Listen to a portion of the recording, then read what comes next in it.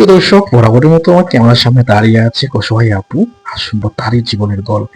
আসসালামু আলাইকুম আপু। ওয়ালাইকুম সালাম রাহমাতুল্লাহি ওয়া বারাকাতুহু। আপু কেমন আছেন? হ্যাঁ, আলহামদুলিল্লাহ আমি ভালো আছি।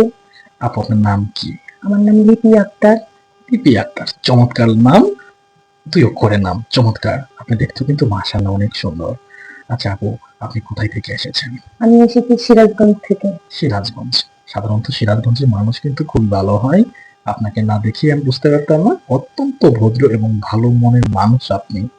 আচ্ছা আপু, আপনার বয়স কত? আমার বয়স 23 বছর। 23 বছর বয়স। আপনার কি বিয়ে হয়েছিল?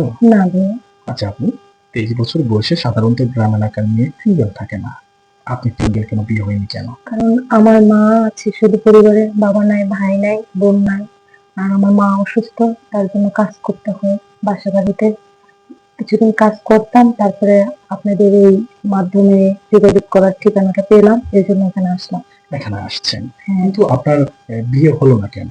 বিয়ে হয় নাই, বিয়ের ঘর আসছে, অনেক নিতে চায়, কিন্তু আমার মাকে কে দেখবে? আর সবচেয়ে বড় কথা হচ্ছে যৌতুক চায়। যৌতুক চাই। হ্যাঁ, মা তো সাবজেক্ট না, যৌতুকটা হচ্ছে সাবজেক্ট। হ্যাঁ। যৌতুক ছাড়া বিয়ে হয় না বিদায় আপনি 23 বছর বয়সেও এখন আপনার বিয়ে হয়নি। খুবই দুঃখজনক, শুনে খুব কষ্ট লাগলো। আপনার বাবা কি হয়েছে? আমার বাবাকে আমি দেখি নাই। আমার বাবা অনেক আগেই মারা গেছে। বাবা তো বাবাই, তাই না? বাবা হ্যাঁ, তো বট গাছ।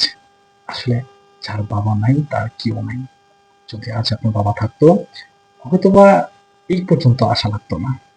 আশা লাগতো না আমাদের ক্যামেরার সামনে। মানে কি বলবো, আসলে আমি আপু, আমি কথা শুনে প্রকাশ করতে পারতাছি না যে আপনার হচ্ছে মনে এত কষ্ট, বা আপনি বাবাকে হারাইছেন, আমাদের ক্যামেরার সামনে আছেন। আমি আমার সুপ্রিয় দর্শকদের বিনতি অনুরোধ জানাবো আপনার দায়িত্ব নেওয়ার জন্য। আপনার কি ফোন আছে? না। আপনার ফোন নাই। সুপ্রিয় দর্শক, দেশ ও বিদেশ থেকে যারা এই মুহূর্তে লিপি আপুর ভিডিও দেখতেছেন, স্ক্রিনে দেওয়া নাম্বার ইমো হোয়াটসঅ্যাপ আছে। লিপি আপুর একটু ছবি স্ক্রিনশট মেরে পাঠিয়ে দিবেন, আমার লিপি আপুর সাথে যোগাযোগ করিয়ে দিব। অযথা কোনো ভাই ফোন কল করবেন না। আচ্ছা আপু, আমার কণ্ঠটা না মলিন হয়ে গেছে আপনার কথা শুনে, অনেক কষ্ট আপনার। আপনি কেমন মানুষ চান আপনার জীবনে? আমি আসলে এখানে অনেক আশা নিয়ে আসছি আপনাদের কাছে।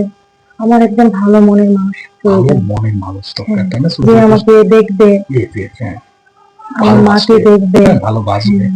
হ্যাঁ, বাবার কথা কি আপনার মনে হয়?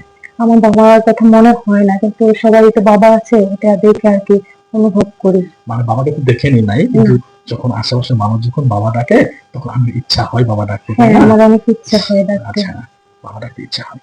আচ্ছা আপু, আপনার পড়াশোনা করেছেন তো, কতটুকু করেছেন? আমি পড়ালেখা করার তেমন একটা সুযোগ পাই নাই। ক্লাস 10 পর্যন্ত লেখাপড়া ক্লাস 10 করছি। পর্যন্ত পড়াশোনা করার সুযোগ পেয়েছিলেন।